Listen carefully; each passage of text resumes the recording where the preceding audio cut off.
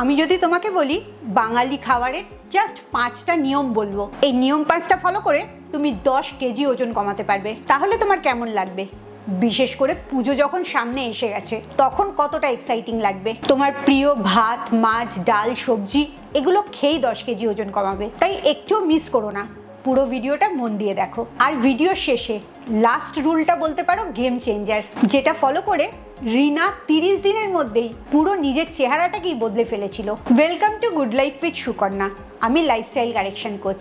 আমার পার্সোনাল গাইডেন্সে তুমি যদি তোমার লাইফস্টাইলটা কারেক্ট করতে চাও তাহলে আমার 2 ঘন্টার অনলাইন সেশন জয়েন করো। সেশন জয়েন করার জন্য নিচের নাম্বারে LCW এই কথাটা লিখে হোয়াটসঅ্যাপ করো।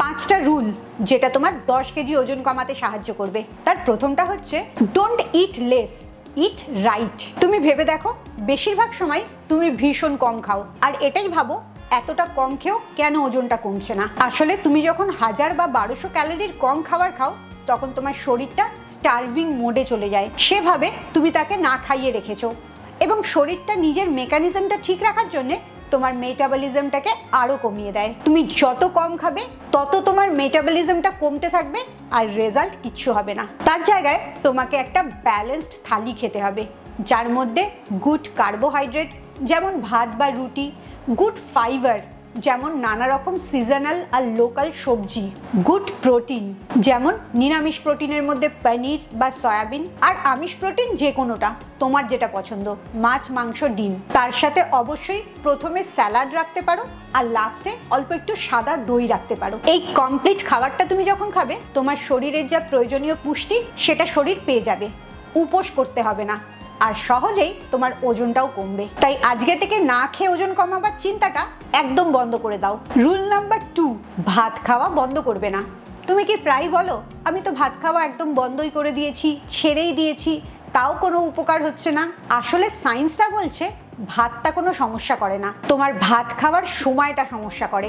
2021-এ একটা স্টাডি হয়েছিল, ডায়াবেটিক অ্যান্ড মেটাবলিক সিমডম জার্নালে বেরিয়েছিল। তুমি যখন দুপুর 2টোর আগে ভাত খাচ্ছ তখন তোমার ইনসুলিন রেসপন্সটা আর ফ্যাট বার্নিংটা খুব ভালো হচ্ছে। তাহলে বুঝতেই পারলে ভাতটা দুপুরে খাওয়ার জন্যে, রাত্রে খাওয়ার জন্যে নয়। আর ভাতের সাথে কোনো একটা প্রোটিন যোগ করতে হবে যাতে ভাতের সুগার স্পাইকটা না হয়। আর একটা ম্যাজিক টিপ জেনে নাও, সেটা হচ্ছে দুপুরে ভাত খাওয়ার 30 মিনিট আগে 1 গ্লাস লেবু জল বা অ্যাপেল সিডার ভিনেগার মিশানো জল খেতে পারো। এতেও তোমার দুপুরের ভাতের থেকে সুগার স্পাইকটা হবে না। তোমার যদি ভাত খেতে ভালো লাগে অবশ্যই ভাত খাবে, শুধু সময়টাকে ঠিক রাখবে। এবারে আসে 3 নম্বর রুলে, প্রোটিনটা একদম স্কিপ করবে না।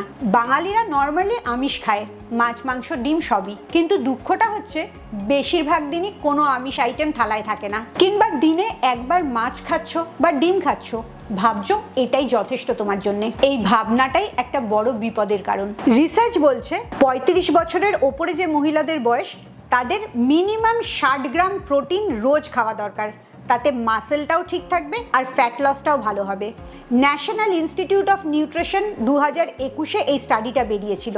60 গ্রাম প্রোটিন সারাদিনে মানে প্রতিটি খাবারে 20 গ্রামের ওপরে প্রোটিন থাকতে হবে। অথচ তুমি দেখো ব্রেকফাস্টে হয়তো একটা ডিম খাচ্ছ বা একটুখানি ডাল খাচ্ছ, যেখানে তোমার শরীরের 20 গ্রাম একটা খাবারে দরকার সেখানে তুমি একটা ডিম থেকে মাত্র 6 গ্রাম প্রোটিন পাচ্ছ। কিংবা দুপুরবেলা যদি মাছ খাও 100 গ্রাম মাছে 20 গ্রাম প্রোটিন থাকে, দুপুরটা সর্টেড হয়ে গেল। তাই তুমি যাই খাও না কেন সারাদিনে তোমার প্রোটিনের ঘাটতিটা হয়েই যায়। আর এটাই একটা বড় কারণ তোমার পেটে চর্বি বাড়তে থাকে, আবার মাসেলটাও লস হতে থাকে, যার জন্য নানা রকম জয়েন্টে ব্যথা শুরু হয়ে যায়। আসলে ওজন কমাটা আর চর্বি কমাটা দুটো আলাদা জিনিস। ওজন কমাটা তুমি খুব ভুলভাবেও করতে পারো, কিন্তু চর্বি কমাতে গেলে এই 5টা রুল তোমাকে মানতেই হবে। এবারে জেনে নাও 4 নম্বর রুলটা, মিনিমাম 12 ঘন্টা না খেয়ে থাকার রুল।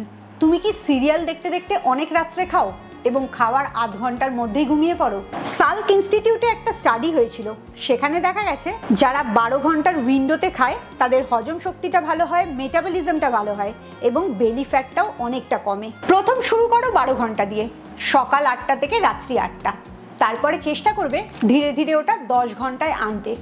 সকাল 10টার থেকে রাত্রি 8টা, কিংবা সকাল 9টার থেকে রাত্রি 7টা। আর রাত্রের ডিনারটা যখন 7টা বা 8টায় শেষ করে ফেলছো, তারপরে যতই খিদে পাক না কেন কোনো সলিড খাবার বা দুধ খাবে না, অন্য লিকুইড খেতে পারো, যেমন হার্বাল টি বা ক্যামোমাইল টি, যাতে তোমার ঘুমটা আরো ভালো হবে। তুমি যদি ঘুমাবার অ্যাটলিস্ট 3 ঘন্টা আগে খাওয়া অভ্যেস করো, তাহলে যখন ঘুমাতে যাচ্ছ তখন তোমার পেটটা একদম খালি থাকছে, আর ঘুমাবার সাথে সাথেই শরীরটা নিজের কোষকে মেরামতি করতে শুরু করছে। সে জায়গায় তুমি খাওয়ার সাথে সাথে যদি ঘুমিয়ে পড়ো, তোমার হজমটা ঠিক করে হয় না, ভীষণ স্লো হজম হতে থাকে এবং তোমার কোষ মেরামতির কাজও শুরু হতে পারে না। তাই রেজাল্টে যত দিন যায় তত তুমি অসুস্থ হতে থাকো, তোমার ভুঁড়ি বাড়তে থাকে, সুগার হওয়ার সম্ভাবনাও বাড়তে থাকে। এবারে আসি 5 নম্বর, যেটা লাইফ চেঞ্জিং একটা হ্যাবিট। তুমি যে সিকোয়েন্সে খাও সেই সিকোয়েন্সটা বদলে ফেলো। রিনা এই কাজটা করেই ভীষণ ভালো রেজাল্ট পেয়েছে।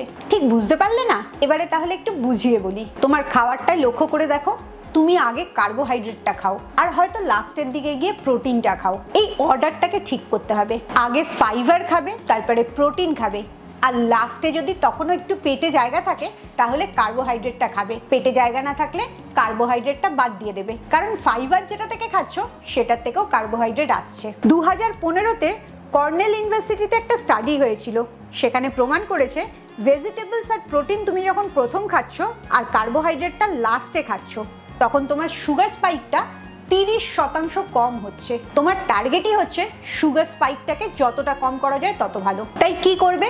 খাওয়ার প্রথমেই স্যালাড বা সবজি দিয়ে শুরু করবে, যেটা থেকে তোমার শরীর ফাইবার পাবে। তারপরে প্রোটিনে যাবে, আমিষ হলে মাছ মাংস ডিম, আর নিরামিষ হলে পনির, টোফু, সয়াবিন, যেটা সেদিন রান্না হয়েছে। এর পরেও যদি পেটে জায়গা থাকে তাহলে অল্প একটু ভাত বা একটা রুটি খাবে। তুমি ভাবতে পারো যে শুধু শুধু ভাত বা রুটিটা খাবে, অবশ্যই না। পুরো প্রোটিনটা বা পুরো ফাইবারটা একেবারে খেয়ে নেবে না, কিছুটা রেখে দেবে, সেটা ভাতের সাথে মিশিয়ে খাবে, তাতে ভাত খাওয়াটাও কম হবে। আর লাস্টে একটুখানি ছাঁচও খেতে পারো, যেটা তোমার হজমটাকে ভালো করবে।